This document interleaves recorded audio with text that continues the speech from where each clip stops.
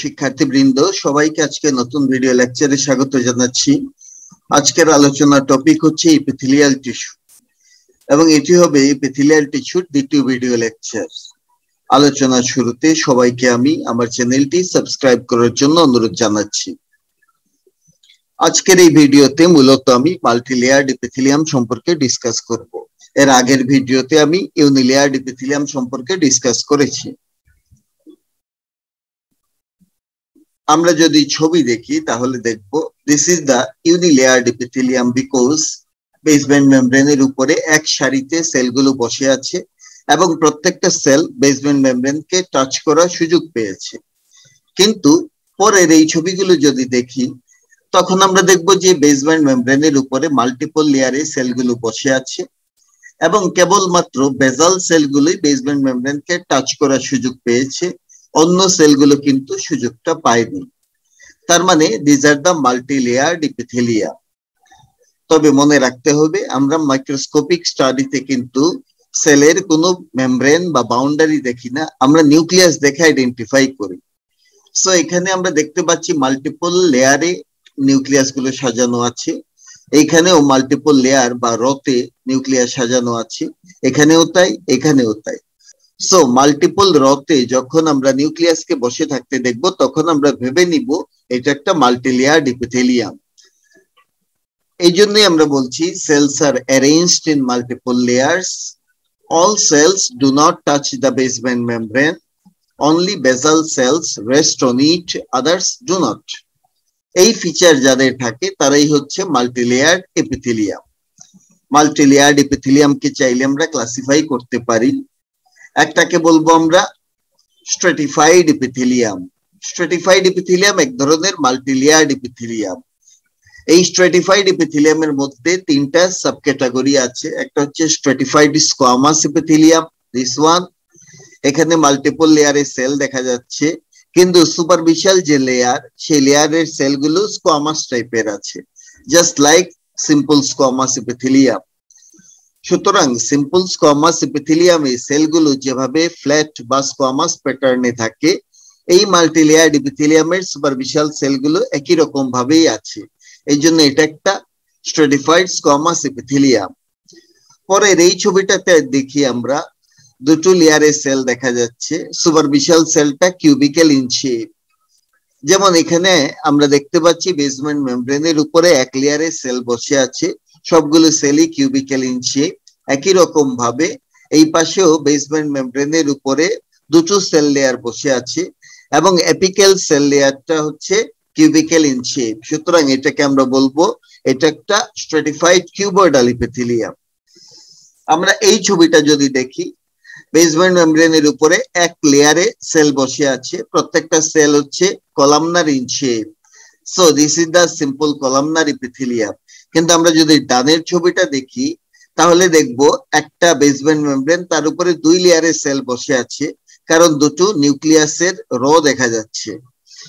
তার মাঝে সুপারফিশিয়াল রতে যে সেলগুলো আছে এখানকার নিউক্লিয়াস গুলো ইলংগেটেড, সেলগুলো কলামনার।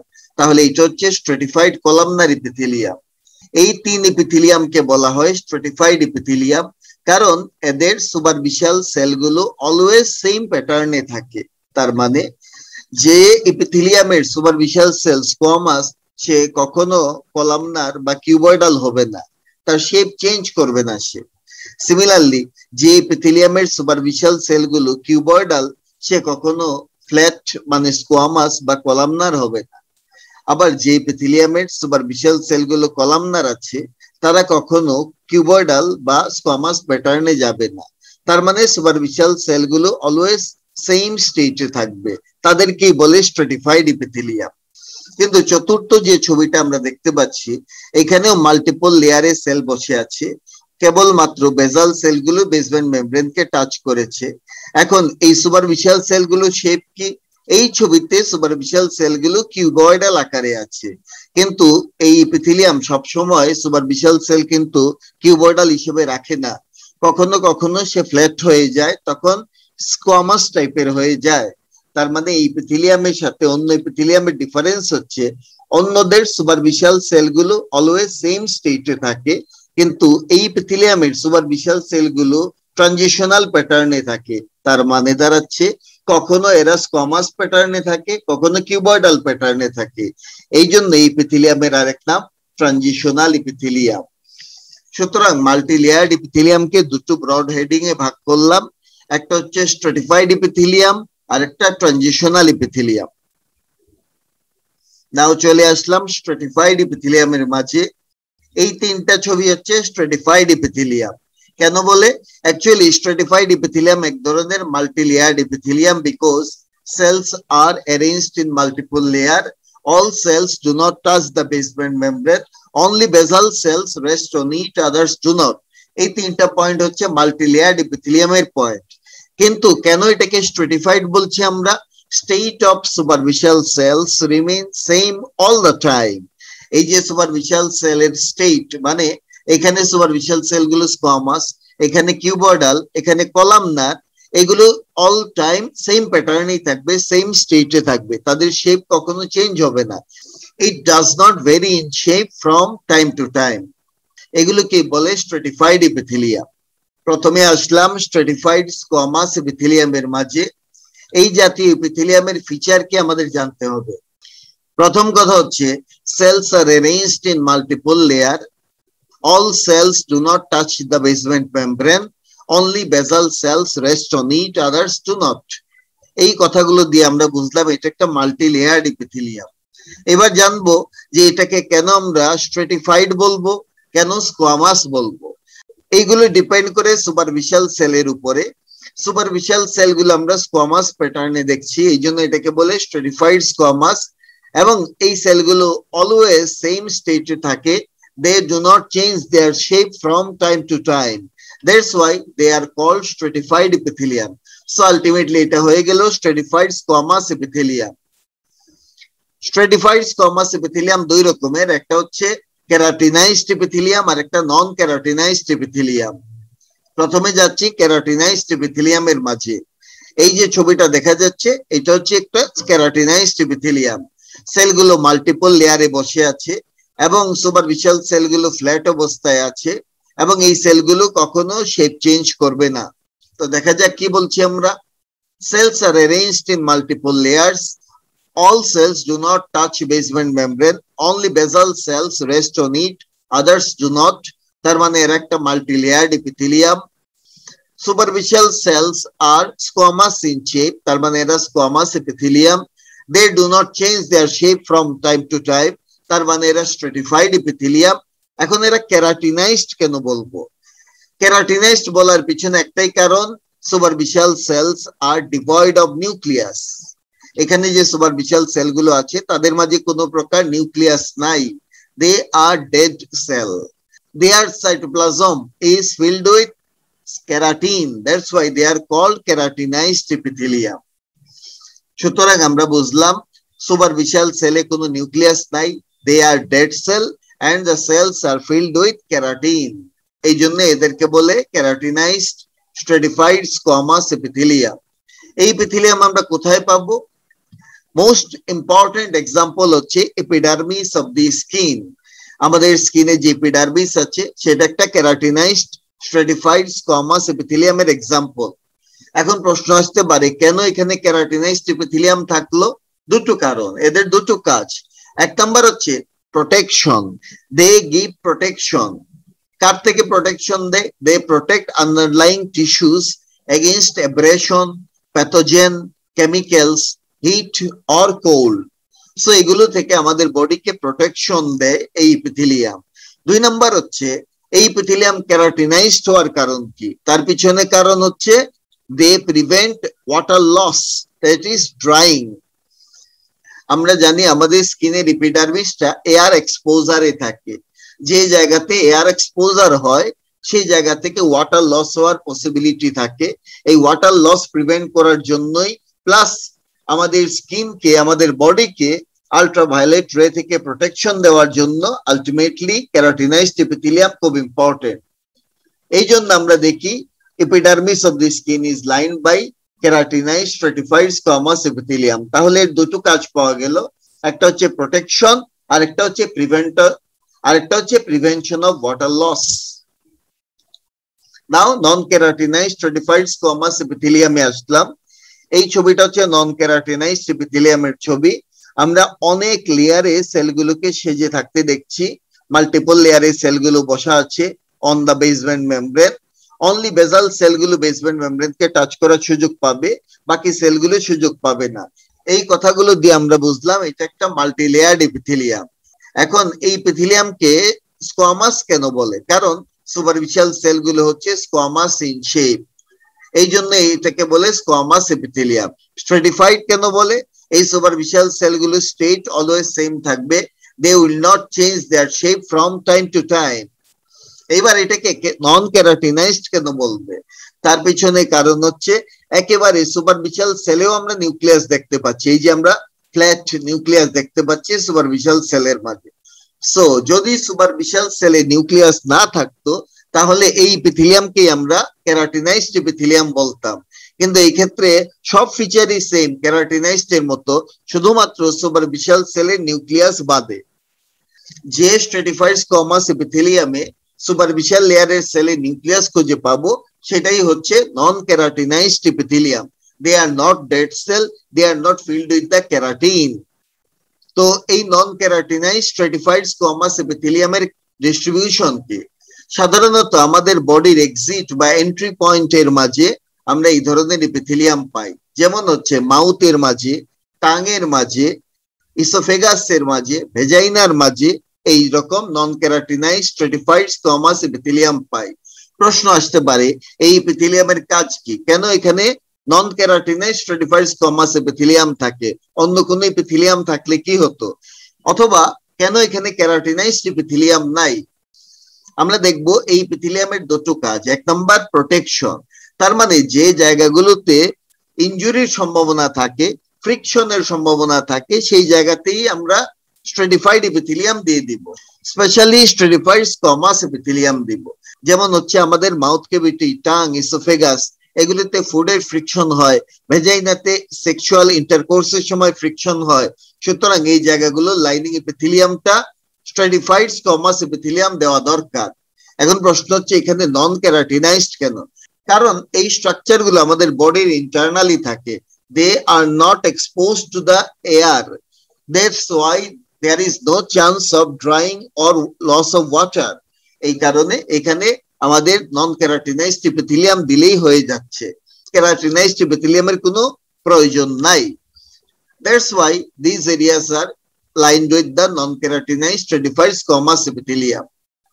পরীক্ষাতে আসে explanatory question হিসেবে, why is esophagus lined by non-keratinized stratified squamous epithelium? আমাকে তিনটা অ্যাঙ্গেল থেকে বিবেচনা করতে হবে। এক number, why they are non-keratinized, why they are stratified, why they are squamous epithelium। তা আমরা দেখি কি লিখছি। Esophagus is an upper part of alimentary tract. This is the esophagus. It is an upper part of the alimentary tract. It transport partially or completely chewed food কোথা থেকে? From pharynx to stomach. So pharynx থেকে স্টমাকে সে food carry করে নিয়ে যায়। esophagus কেবলমাত্র একটা food passage হিসেবে কাজ করে, এছাড়া এর অন্য কোনো কাজ নাই। এখানে কোনো ডাইজেশন হয় না, কোনো প্রকার অ্যাবজর্পশন হয় না। সো এই ফুডটা হতে পারে sometimes soft, sometimes hard, sometimes hot, sometimes cold. So এই hot, cold, soft, hard food এই ইসোফেগাসের লাইনিং কে ক্ষতিগ্রস্ত করতে পারে, ইনজুরি করতে পারে। এই জন্য ইসোফেগাসের লাইনিং হচ্ছে একটা মাল্টি লেয়ার্ড এপিথেলিয়াম এবং that is the stratified epithelium to protect esophagus from the injury.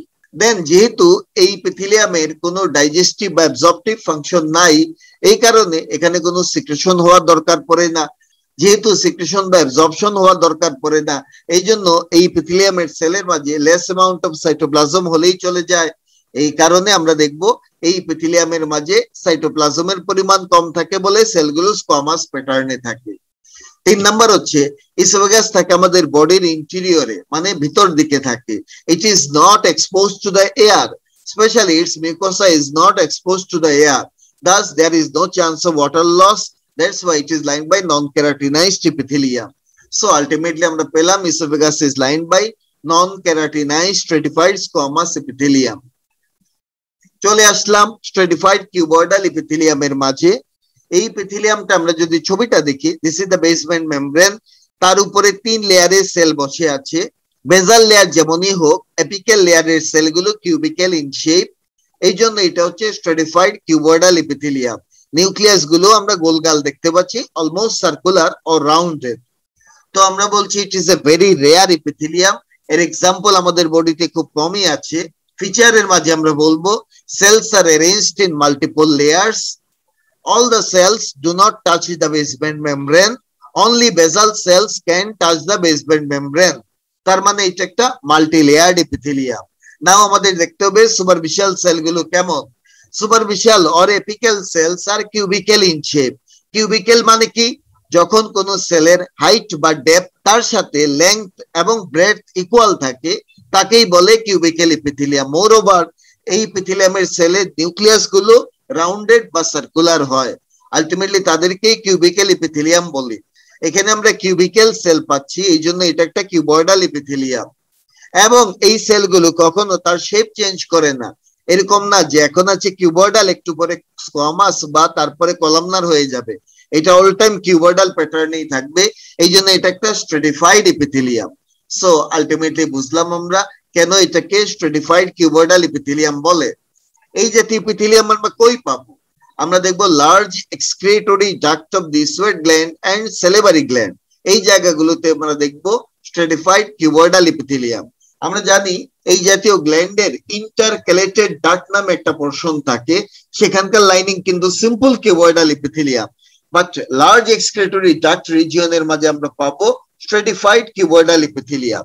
এর বাইরে আমরা ওভারিয়ান ফলিকলের ক্ষেত্রে ইউনিলেমিনার প্রাইমারি ফলিকল, সেখানে স্ট্রেটিফাইড কিউবয়েডাল ইপিথেলিয়াম পাই, যেগুলিকে বলে গ্রানিউলোসার সেল।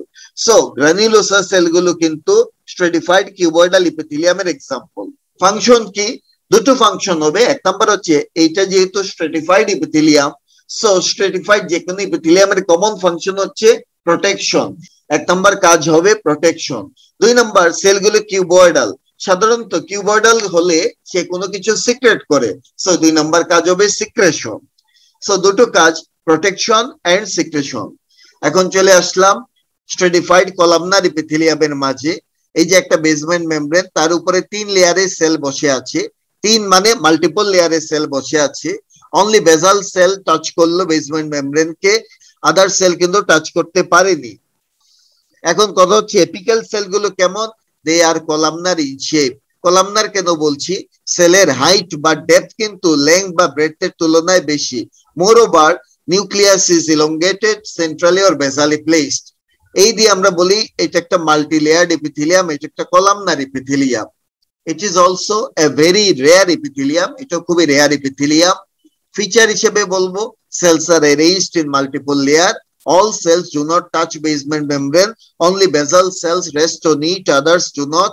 তার মানে এটা একটা multi layered epithelium. Superficial cells are columnar in shape and they do not change their shape from time to time. So হয়ে গেল আমার স্ট্রেটিফাইড columnar ইপিথেলিয়ামের features.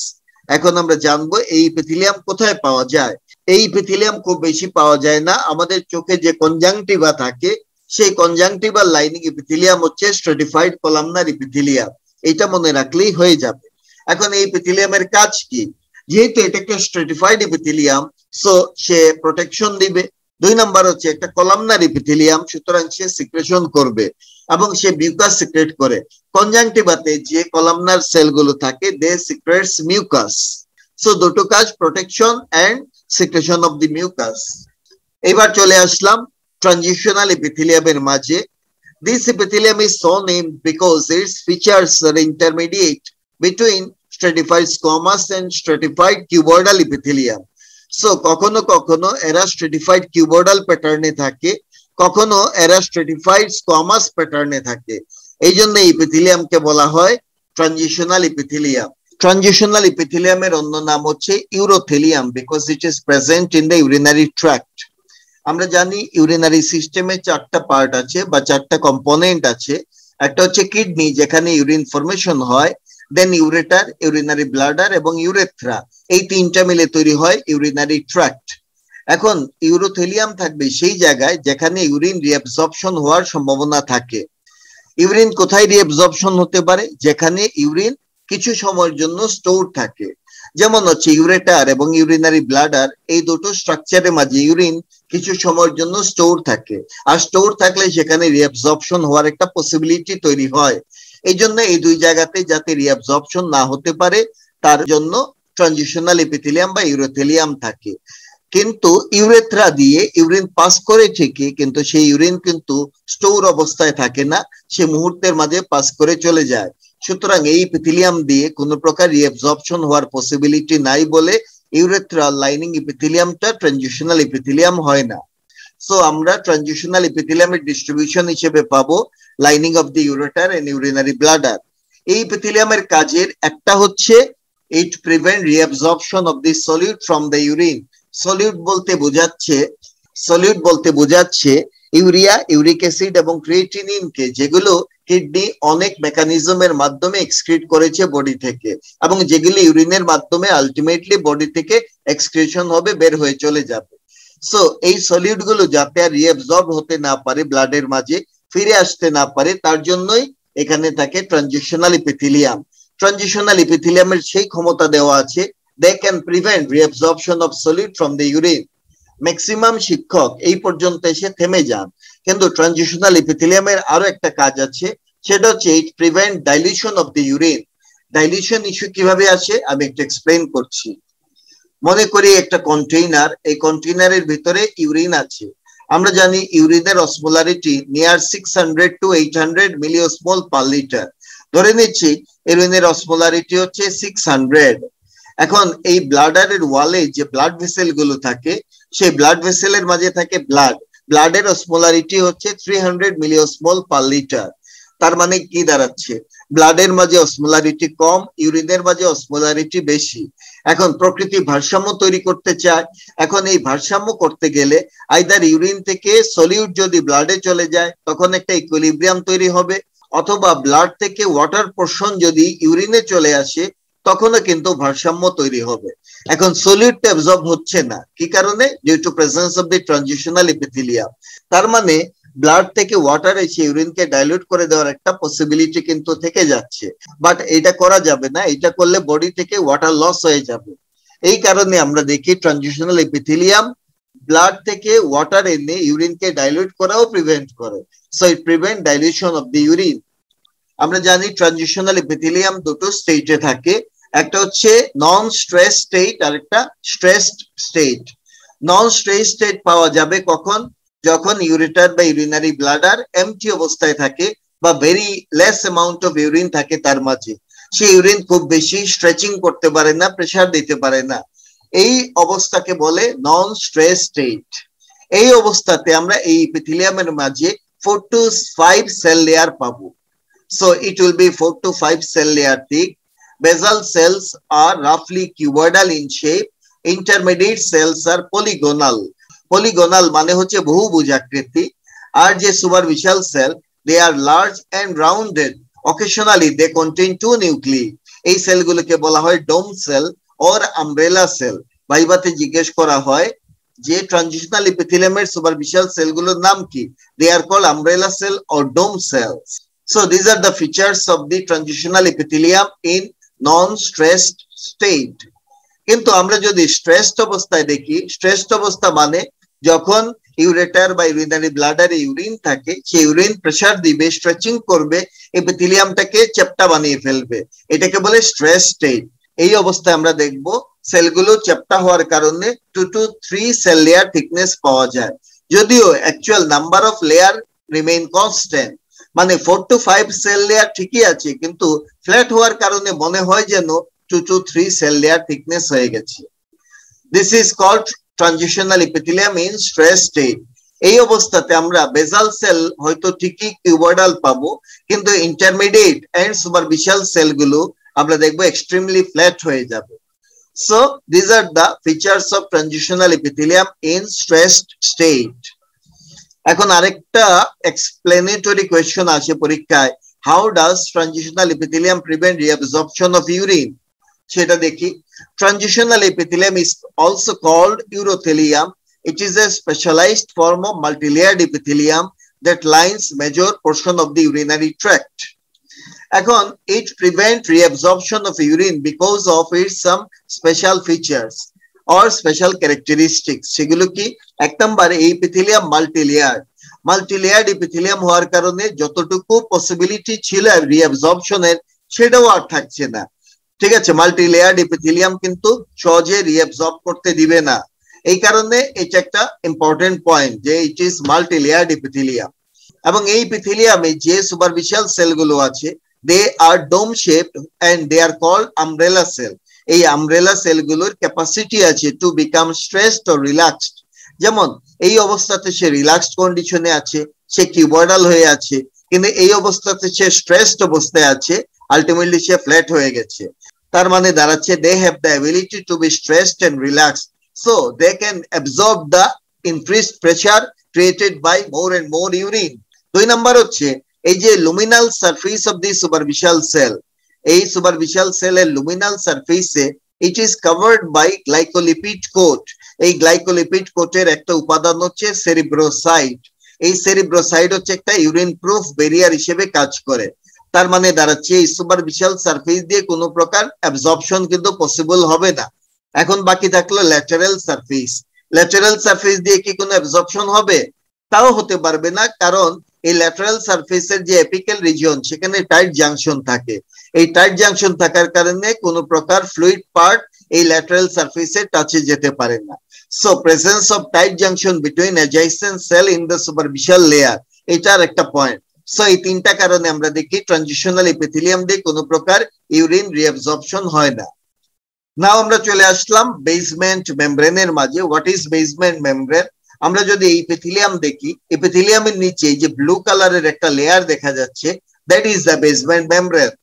The term basement membrane is used to specify a periodic acid sheaf, যাকে বলে PAS, positive layer visible with the light microscope beneath the epithelia. তার মানে এপিথেলিয়ামের নিচে light মাইক্রোস্কোপে আমরা periodic acid শিফ দিয়ে ট্রিট করলে একটা লেয়ার খুঁজে পাবো, সেই লেয়ারটাই হচ্ছে basement membrane. It is a thicker structure. কিভাবে এই বেসমেন্ট মেমব্রেন তৈরি হয়? It may be form by two ways. In most of the places, the basement membrane is formed by union of two basal lamina. কেমন? মনে করি একটা epithelium, this is its basal lamina. This is another epithelium, this is its basal lamina. These two basal lamina together forms the basement membrane. So maximum জায়গাতে basement membrane তৈরি হয় by union of two basal lamina. But in some places, basal lamina আর reticular lamina মিলে তৈরি করে basement membrane. Specially যখন কোন এপিথেলিয়ামের নিচে অন্য কোন এপিথেলিয়াম না থেকে তার নিচে লুজ কানেকটিভ টিস্যু লেয়ার থাকে, তখনই আমরা দেখব বেসমেন্ট মেমব্রেনটা তৈরি হবে একটা বেসাল লেমিনা আর একটা রেটিকুলার লেমিনা দিয়ে। দেখা যাক, এই একটা epithelium, this is it's basal lamina, তার নিচে আমরা পেলাম একটা লুজ কানেকটিভ টিস্যু। সেই লুজ কানেকটিভ টিস্যুর একদম সুপারফিশিয়াল লেয়ারটা হচ্ছে reticular lamina. So in this place, basement membrane is formed by the union of basal lamina and reticular lamina. যেমন আমরা দেখি গ্লোমেরুলাসে যে বেসমেন্ট মেমব্রেন পাওয়া যায়, যাকে বলে GBM, গ্লোমেরুলার বেসমেন্ট মেমব্রেন। এই GBM টা তৈরি হয় by the union of two basal lamina. One is the basal lamina of the capillary endothelium, another one is the basal lamina of the podocyte. আবার আমরা যদি দেখি লাংসের মাঝে যে অ্যালভিওলাই থাকে, এখানেও একটা বেসমেন্ট মেমব্রেন আছে, রেসপিরেটরি মেমব্রেনের লেয়ার সে। এই বেসমেন্ট মেমব্রেনও দুটো বেসাল লেমিনা দিয়ে তৈরি হয়। একটা হচ্ছে ক্যাপিলারি এন্ডোথেলিয়ামের বেসাল লেমিনা, আর একটা হচ্ছে অ্যালভিওলার এপিথেলিয়ামের বেসাল লেমিনা।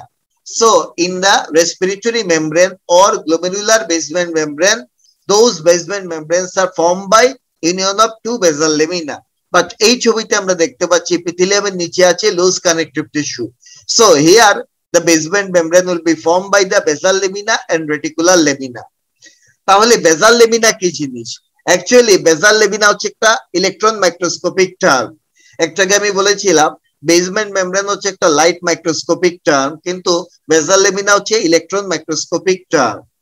এপিথেলিয়ামের নিচে ইলেকট্রন মাইক্রোস্কোপে যদি আমরা দেখি একটা লেয়ার পাওয়া যায় যার নাম হচ্ছে basal lamina. It is a felt-like sheet of extracellular material at the basal surface of all epithelial cell. This basal lamina is visible only with the electron microscope. Electron microscope ছাড়া basal lamina দেখা যাবে না, এবং basal lamina thickness দাঁড়ায় 20 to 100 nanometer. basal lamina-তে দুটো layer আছে। এপিথেলিয়ামের কাছে যে লেয়ারটা থাকে তার নাম লেমিনা লুসিডা, এটা একটা ক্লিয়ার লেয়ার, আর তার নিচে থাকে একটা ডেন্স লেয়ার যার নাম হচ্ছে লেমিনা ডেন্সা। এই বেজাল লেমিনার কম্পোজিশন কি? কম্পোজিশনে আমরা দেখবো এটা একটা এক্সট্রা সেলুলার মেটেরিয়াল, সুতরাং কোনো সেল থাকে না, ম্যাট্রিক্স পাওয়া যাবে। ম্যাট্রিক্সের মাঝে আমরা দেখবো টাইপ 4 কোলাজেন থাকে, দেন গ্লাইকোপ্রোটিন পাওয়া যাবে, গ্লাইকোপ্রোটিনের মাঝে লেমিনিন পাওয়া যায়, নিডোজেন পাওয়া যায়, তারপরে প্রোটিওগ্লাইকান পাওয়া যাবে, স্পেশালি গ্লাইকোসামাইনোগ্লাইকানস। কোনটা কোনটা? নাম্বার 1 দেখবো আমরা হেপারান sulphate, chondroitin sulfate, then dermatan sulfate. So these are the composition of the basal lamina. Basal laminar কাজ কি বা বেসমেন্ট মেমব্রেনের কাজ কি? একটা হচ্ছে স্ট্রাকচারাল এন্ড ফিল্টারিং ফাংশন করে, then influence cell polarity, then regulate cell proliferation and differentiation, then influence cell metabolism and survival, then organize the proteins in the adjacent plasma membrane, and finally serve as a pathway for cell migration. এবার আমরা জানবো দুটো explanation, ছোট্ট explanatory question. সেটা হচ্ছে কেন epithelium তার basement membrane থেকে ডিটাচ হয় না। একটা ছবি দেখা যাক। এই হচ্ছে আমার epithelium. This yellow colored structure is the cell membrane of this epithelial cell, এবং আমরা একটা মাইটোকন্ড্রিয়া দেখতে পাচ্ছি। এবার দেখবো এই সেল মেমব্রেনটা কানেক্টেড হয়ে আছে with the basal lamina through the hemidesmosome. Hemidesmosome এক ধরনের জাংশন। সো আমরা জানি ডেসমোজোম দিয়ে পাশাপাশি দুটো সেল আটকে থাকে, আর হেমিডেসমোজোম দিয়ে একটা এপিথেলিয়াল সেল তার বেসমেন্ট মেমব্রেন বা বেসাল লেমিনার সাথে আটকে থাকে।